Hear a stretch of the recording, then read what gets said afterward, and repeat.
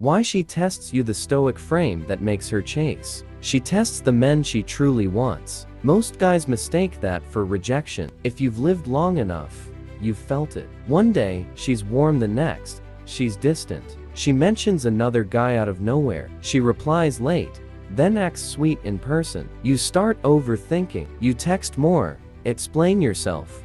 Try to fix it. But the harder you chase clarity, the faster the energy dies. Here's the truth. She's not pushing you away. She's checking one thing. Can you stay composed when your emotions are on the line? Because women don't test weak men. They test men who show potential. Her silence isn't rejection, it's a pressure check. She wants to feel a man who can lead without forcing, listen without folding, stay calm when emotion flares. That calm, that unshakable presence is what turns respect into desire. So today, I'll give you the playbook. You'll learn how to pass the tests that most men fail. The silent games, the emotional pullbacks, the moments that decide whether she leans in or walks away. The test only strong men get. Understand this. If she doesn't care, she's polite. If she's truly interested, she'll challenge you. The stronger your frame, the more she'll want to see if it's real. She'll pull back after connection, go quiet for no reason,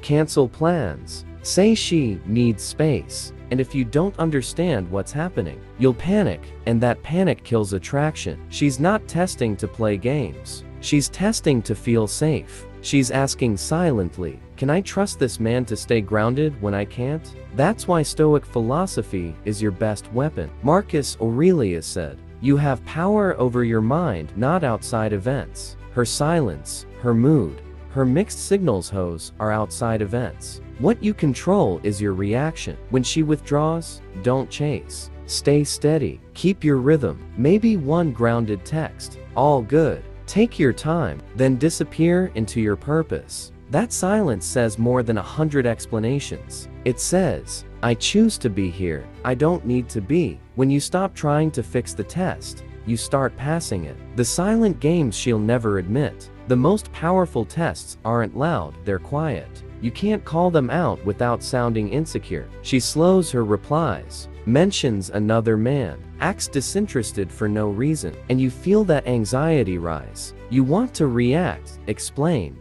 fix it, but that's exactly what breaks your frame. She's not watching your logic, she's feeling your energy. Stoics called this ataraxia, unshakable tranquility. It's not indifference, it's mastery. You're fully aware of what's happening, but you choose not to be moved. That calm creates mystery. That mystery creates desire. Women test not to frustrate you, but to find safety in a man who won't lose control. When you pass, something shifts. Her tone softens. Her energy opens. You didn't convince her, you proved it with silence. When you react, you lose her. This is the trap that kills attraction every time. Overreaction. The moment you let emotion drive your response, you trade power for panic. You text too much. You over-explain. You start managing her feelings instead of leading. That's not love, that's dependence. Epictetus said, anyone capable of angering you becomes your master. In dating,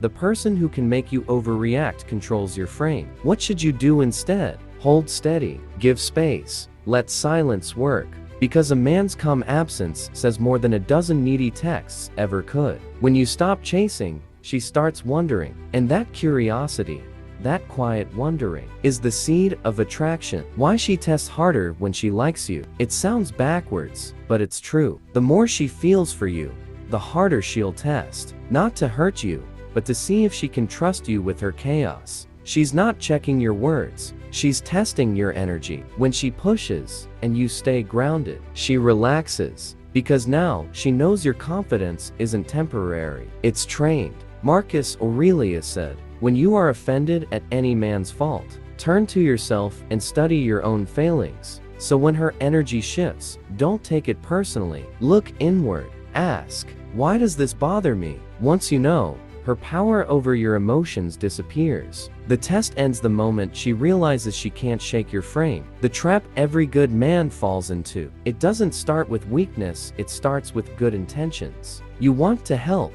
understand, protect. But soon, effort becomes overinvestment. and over-investment kills attraction. Because when your peace depends on her mood, you lose leadership.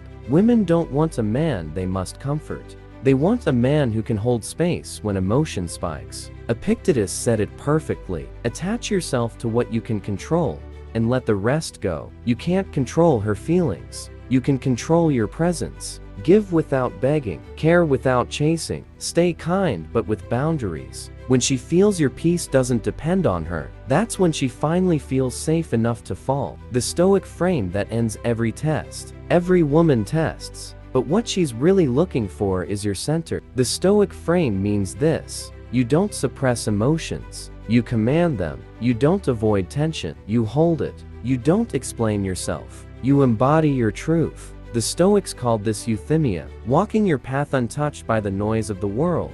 When she's moody, silent, distant, you don't chase. You breathe. You watch. And when she calms, she realizes she was never fighting you, only her own emotions. Your steadiness becomes her anchor. Your silence becomes her safety. That's the power of the Stoic man. When you stop reacting, you start leading. When you stay calm, she feels your strength. And when she feels safe in your silence, she stops testing and starts trusting. That's when respect becomes desire, and desire becomes devotion. If you've ever seen a woman test your calm, comment this: I've seen it. And remember, you don't pass her tests by trying harder. You pass them by standing still.